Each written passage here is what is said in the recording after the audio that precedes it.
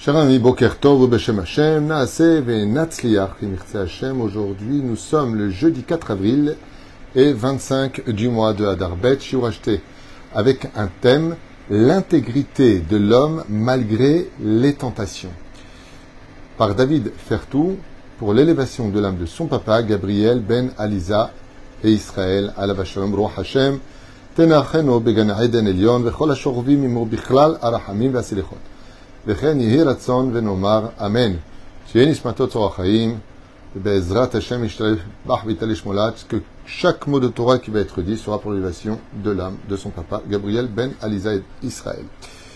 On pensera bien sûr à tous nos chatoufim, toutes les personnes qui sont encore en otage dans les tunnels, que le jour où les garde, une bonne santé si Dieu veut, à l'éveil. ויכניסותם לביתם בריאים ושלמים, וישמור על חיילינו ואותנו מכל צרה ומצוקה ומכל נגע ומחלה.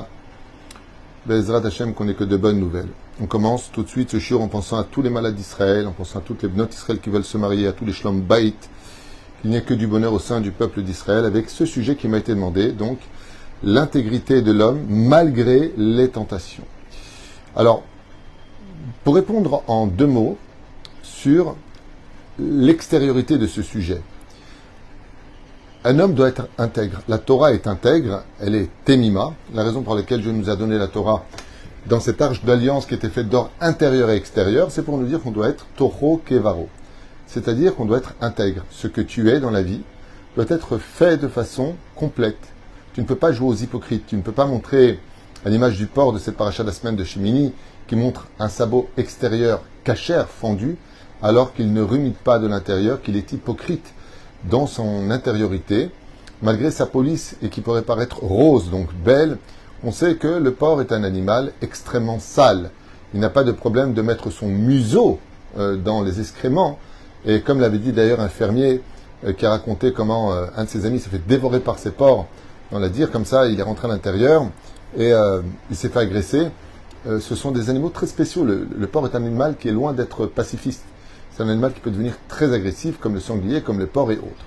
Ainsi donc, la Torah nous demande de ne pas, à l'image du manipulateur pervers narcissique, qui est loin d'être intègre, qui vit dans un monde d'hypocrisie totale, qui est l'opposé absolu de toute la Torah et de toutes ses convictions, d'être quelqu'un d'intègre. Quand tu fais quelque chose, tu dois le faire de façon correcte et entière. Bien sûr, de l'autre côté, on ne peut pas passer de rien à tout du jour au lendemain. Donc, il faut aller doucement, doucement, tant que le but de notre travail, c'est d'arriver à la perfection de ce qu'on appelle en hébreu Avodat Hashem, c'est-à-dire du service divin. Même si cela doit prendre des années, ce qui compte, c'est de savoir évoluer. Ce qui fait que si on tomberait sur une situation où on ne serait pas tout à fait intègre pendant les premières années de notre retour vers le judaïsme, eh bien, c'est tout à fait normal. On va doucement, on ne savait pas. On n'a pas encore la force de le faire ou le courage de s'y engager.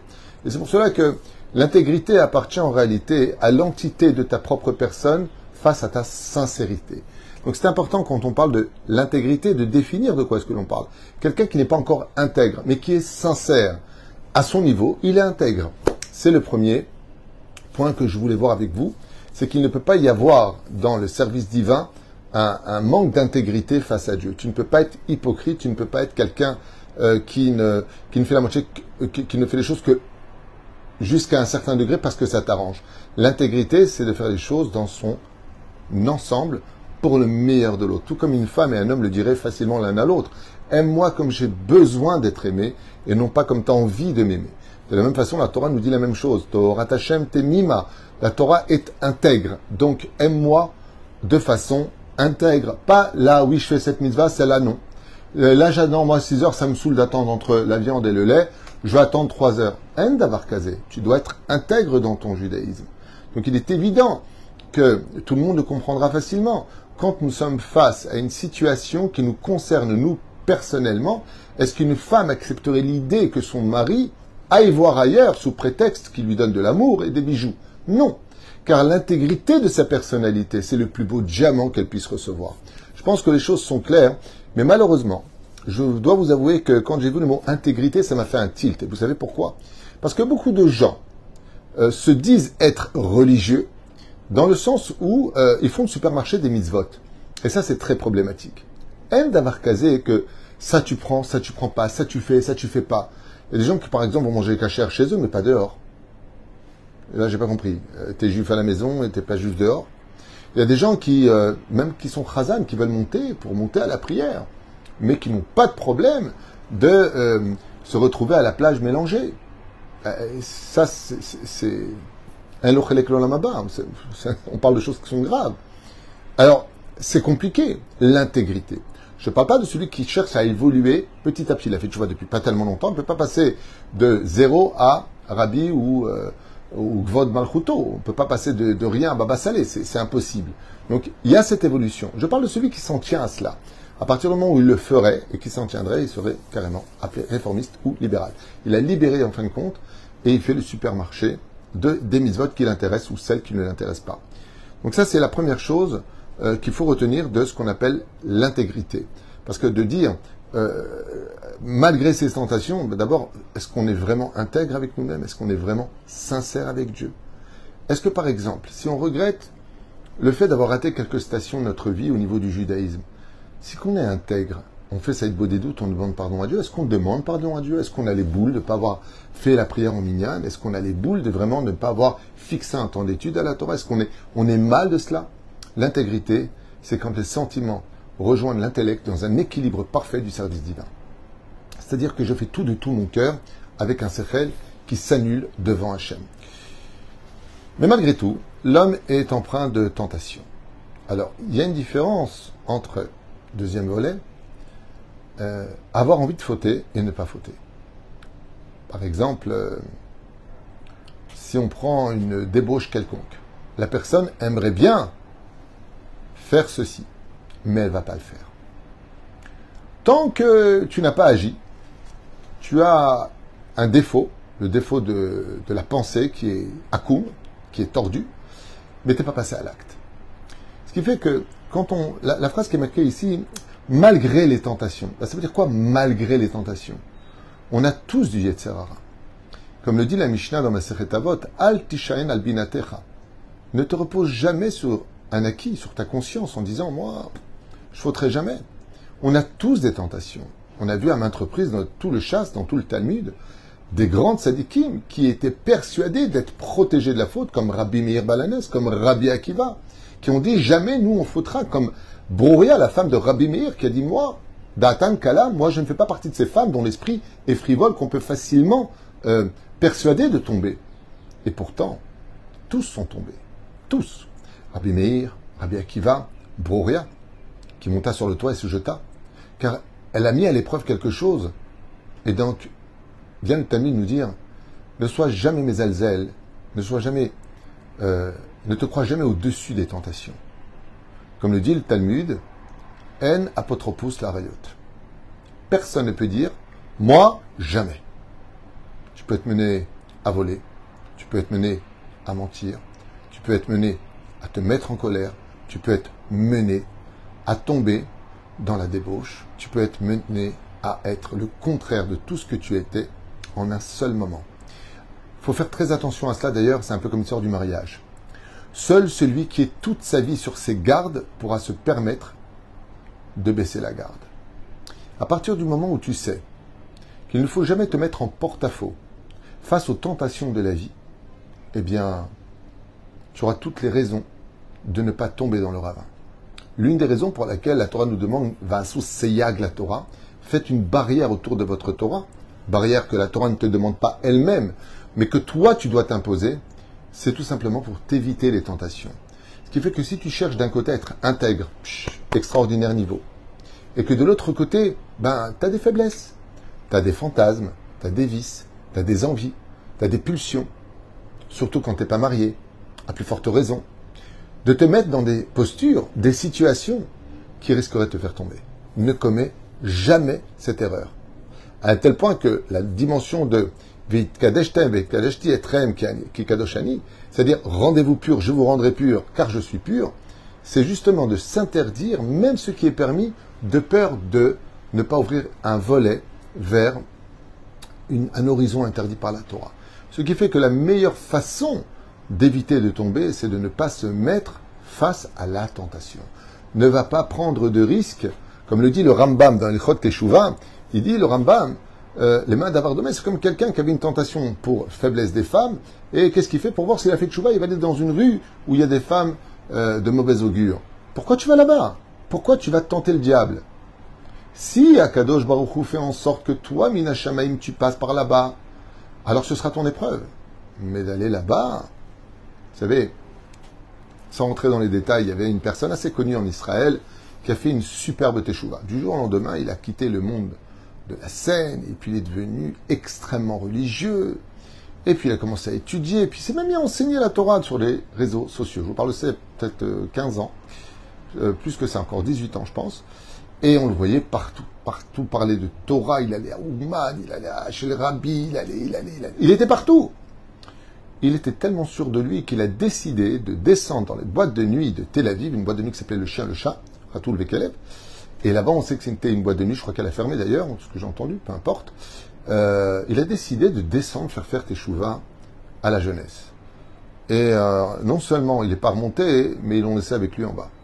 Où elle est la barbe, où elles sont les péotes, où elle est l'étude de la Torah. Pourquoi tu vas te mettre face à la tentation? Tu étais un homme des boîtes de nuit. Tu retournes dans les boîtes de nuit toi-même. On t'a pas demandé d'y aller. La Torah te demande de t'éloigner de cela. Pourquoi tu te mets en danger? Et ainsi donc, si tu parles de l'intégrité face aux tentations, eh bien, on n'a pas le droit de se mettre en porte-à-faux avec surtout la période dans laquelle nous vivons aujourd'hui où le Yetzer Hara, on peut dire qu'il est au summum de tous les domaines. Au niveau de la Emouna, on voit que des gens qui sont pas spécialement religieux ou sympathiques qui réussissent dans la vie, ceux qui sont dans la Torah sont plutôt en bas. On voit des gens comme les pervers narcissiques qui font du mal à leurs victimes quand ils divorcent. Alors eux, ils refont leur vie de folie alors que la victime, elle a du mal à remonter la pente, déjà blessée et meurtrie par un personnage odieux. On voit que celui qui est dans l'arnaque, le vol, il gagne super bien sa vie. Celui qui travaille dans le été, il n'arrive même pas à la fin du mois à finir à la moitié du mois, je dirais plutôt. Donc voilà, on est face à une situation déjà où le Yetzer Hara, on a envie de dire, il est odieux déjà dans cette période.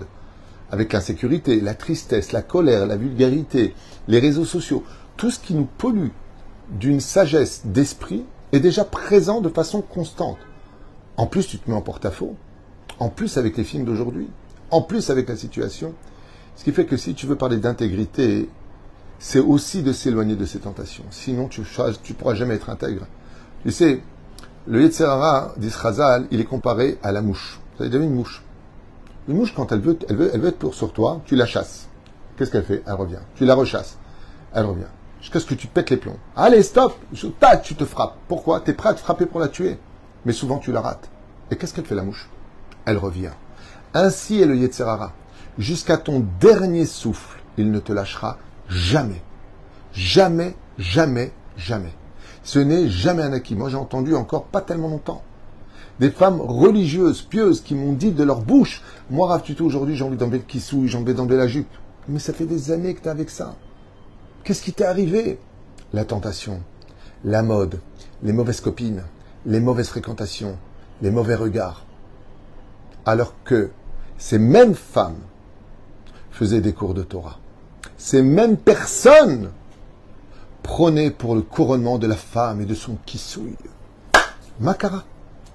Makara. Ne t'approche jamais de la tentation.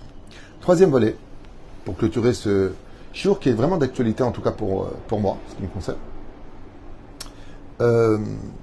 c'est un enseignement du Rabbi Lubavitch.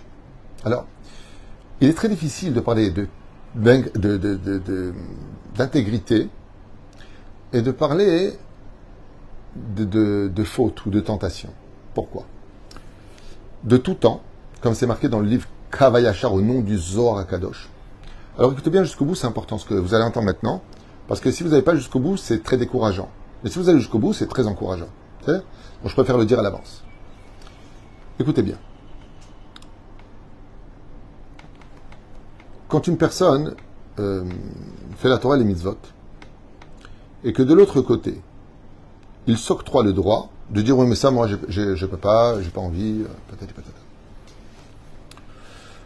Et il fait des fautes.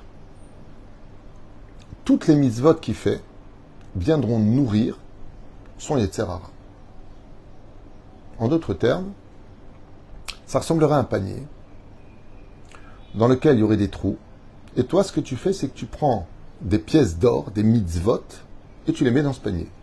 Donc tu prends des mitzvot, toute la journée tu donnes de la tzedaka, tu vas faire une prière, tu vas faire une bonne action, tu vas rentrer dans la soukha, soukot, tu vas faire ce que tu veux. Mais de l'autre côté, tu ne quittes pas le mal que tu fais. Tu ne travailles pas tes midot, tu ne travailles pas ta façon de te comporter, tu ne travailles pas tes autres mitzvot de la Torah, parce que pour toi, tu en fais assez. À partir de ce moment-là, si tu perpétues, comme le dit le roi David, Sour mera va setov. D'abord, quitte le mal pour faire le bien. Pourquoi? Parce que si tu fais du bien et que tu continues le bien se perd dans le mal. C'est comme un chien qui est hostile à ta présence et toi, tu lui donnes de la viande. La viande, c'est le mitzvot. Toi, tu nourris ce chien. Pourquoi? Parce qu'il se régale, il dit, te rends compte? Il trahit le roi des rois. C'est encore une fois la même image que je donne depuis des décennies. Ok?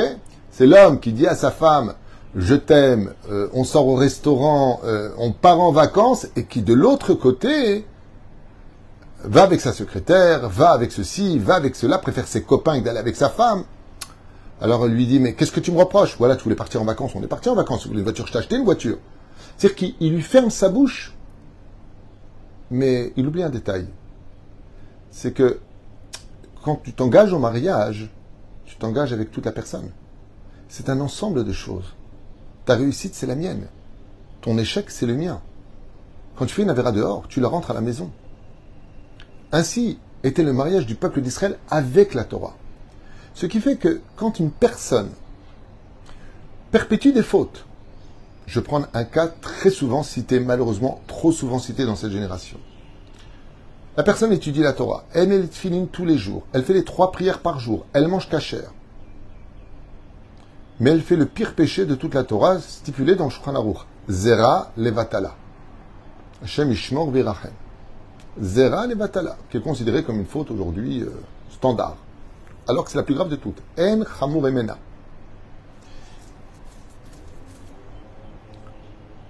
Le Zohar HaKadosh nous dit, ainsi que d'autres livres que j'avais lus, que toutes les mitzvot qu'il fait, chas v'shalom, tombent dans ce panier qui a des trous.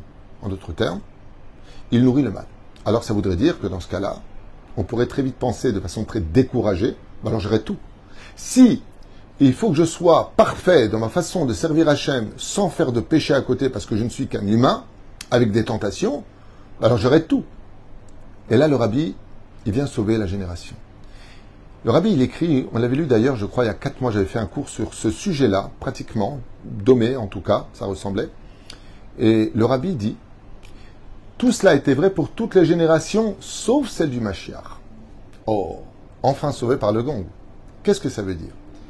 Eh bien, ça veut dire que le rabbi dit, comme image, un jour un roi a dit à son fils, malgré le fait qu'il avait les mains sales, rentre dans mon coffre de trésor, et tout ce que tu pourras prendre, tu le prendras. Et à ce moment-là, le fils a dit, mais papa, j'ai un bras qui est cassé, je pourrais pas lever, je suis très fatigué, puis j'ai les mains qui sont sales, comment je prends? Il lui a dit, je sais tout ça, mais ce que tu peux prendre, prends-le quand même. Alors, la porte s'est ouverte, et le fils s'est précipité, et au lieu de prendre de grandes quantités, il a pris pièce par pièce, et il les a posées sur la table à l'extérieur, jusqu'au moment où la porte du coffre s'est refermée. Et à ce moment-là, il lui dit, qu'est-ce que je fais maintenant de tout ça? Et le roi lui a dit, ça reste quand même à toi.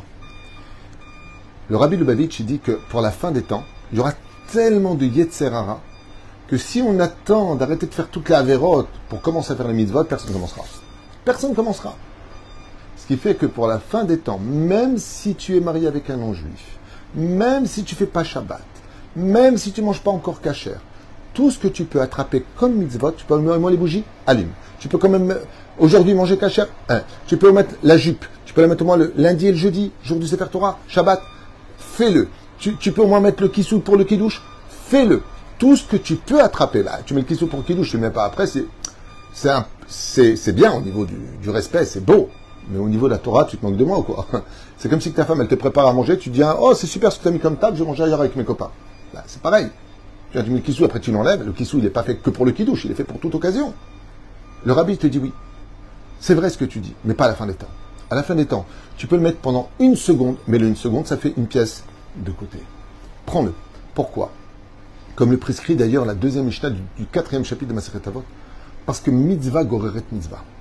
À la fin des temps, le moindre rayon de lumière, la moindre étincelle de mitzvot que tu feras, donnera dans cette obscurité épaissie dans laquelle on vivra cette génération si difficile de la fin des temps, une lumière intense. Plus il fait sombre, et plus la petite lumière se voit déjà. Ainsi donc, même si on a des tentations et qu'on cherche à être intègre, dans cette génération, tout ce que tu peux choper comme mitzvot, n'hésite surtout pas. Parce que pour cette génération, le Créateur du monde appréciera le moindre effort, qu'elle soit pensée, parole ou action. Rappelez-vous de l'histoire du Baal Shem Tov qu'on avait raconté. Déjà à son époque, le Baal Shem Tov, il y a plus de 3 siècles en arrière, alors qu'il partait pour étudier avec ses élèves au Beth Midrash, la Gemara. Un cordonnier les voyait passer et s'est mis à soupirer. Le Baal Shem Tov a dit, vous ne pouvez pas savoir ce que son soupir vient de faire dans le ciel. Son soupir venait du fait qu'il se regrettait de ne pas avoir pris la Torah quand il était jeune, et que combien il aurait donné pour être aujourd'hui un des élèves du Baal Shem Tov. Seulement à son âge si avancé, ne connaissant même pas l'hébreu, il savait qu'il n'avait pas vraiment beaucoup de chance de pouvoir attraper le niveau des élèves du Baal Shem Tov. Et ici, il s'est mis à soupirer. Le Baal Shem Tov, il a dit même un soupir de regret. Ça vaut déjà un lingot d'or dans le ciel. Ce qui fait que, Eniushklal Baolam, même si tu es bien ancré dans l'assimilation, même si tu es bien ancré dans la faute, même si tu es imbibé de fantasmes et de bêtises humaines, tout ce que tu pourras prendre, prends-le avec fierté. Parce que pour Dieu, même dans la boue, un diamant, ça reste un diamant. Voilà ce que je voulais partager avec vous pour ce premier shiur. Bezrat Hashem, on a le temps d'en faire un autre, puisque j'en ai plusieurs dans la liste. Bezrat Hashem, partagez les shiurim. Pour ceux qui peuvent, on est déjà le 4 du mois d'avril, le 10, c'est la paix d'Avrechim. Il y en a 30 ici, 54 à Jérusalem. Si vous pouvez prendre un avraire, si vous pouvez nous aider. Alechem bracha, Bezrat Hashem, Kimcha de Pisra. N'oubliez pas les paniers de Pessah. Pensez à toutes les familles que vous connaissez autour de vous. Chez nous aussi, on les distribue. Vous pouvez faire Bezrat Hashem sur toratraim.net. Kimcha de Pisra. Votre argent sera intégralement retransmis et donné à vos familles qui vraiment, après enquête chez nous, par contre, on a une différence peut-être qui n'est pas agréable, mais en tout cas, on vérifie toutes les personnes qu'on aide pour être certain que votre argent aille à la bonne caisse, à la bonne famille. Voilà. J'espère que ce shiur nous remontera le moral. Alors, si tu t'arrêtes à la moitié de ce que j'ai dit, ça va être dur. Mais aujourd'hui, on a tous le droit à l'erreur. Ce qui compte, c'est de se relever. Que Dieu vous bénisse et à tout de suite pour ceux qui veulent, pour un prochain shiur, Bezrat Hashem. Je vous embrasse du fond du cœur. C'est pas encore le moment de commencer le ménage de Pessah. Mais Bezrat Hashem, c'est le moment déjà de retirer tout le mal et le chametz qui est dans notre cœur avant de le chercher dans nos tiroirs. Kol Touv.